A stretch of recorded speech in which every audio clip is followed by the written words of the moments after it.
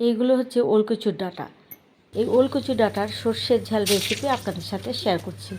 কড়াইয়ের মধ্যে সর্ষের তেল গরম করে 5 ফোড়ন, শুকনো লঙ্কা, পেঁয়াজ ফোড়ন দিয়ে দিয়েছি। পেঁয়াজটা ইচ্ছা করলে দিতেও পারেন, নাও দিতে পারেন। এইবারে পটল, আলু, কাঁঠালের আটি লম্বা লম্বা করে কেটে নিয়ে ফোড়নের মধ্যে দিয়ে দিলাম। একটু ভাজা করে নিচ্ছি। এই সময় একটু পরিমাণ করে নুন আর হলুদ দিয়ে দেব।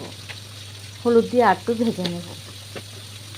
এদিকে ওলকচুর ডাঁটাগুলো আমি ভালো করে কেটে একটু সেদ্ধ করে জল ঝরিয়ে রেখেছি।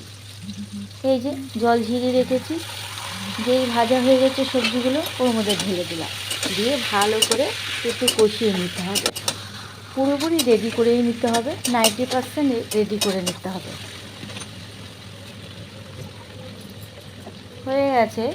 এইবারে সর্ষে আর কাঁচা লঙ্কা বেটে এর মধ্যে দিয়ে দিলাম।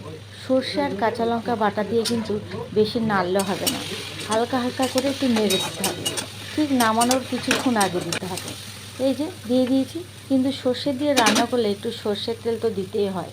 এই যে আমি দিয়ে দিয়েছি, পুরোপুরি হয়ে গেছে। এবারে নামিয়ে রাখলেই হয়। একটু ঢাকা দিয়ে দিয়েছি, এই যে নামিয়ে রেখেছি।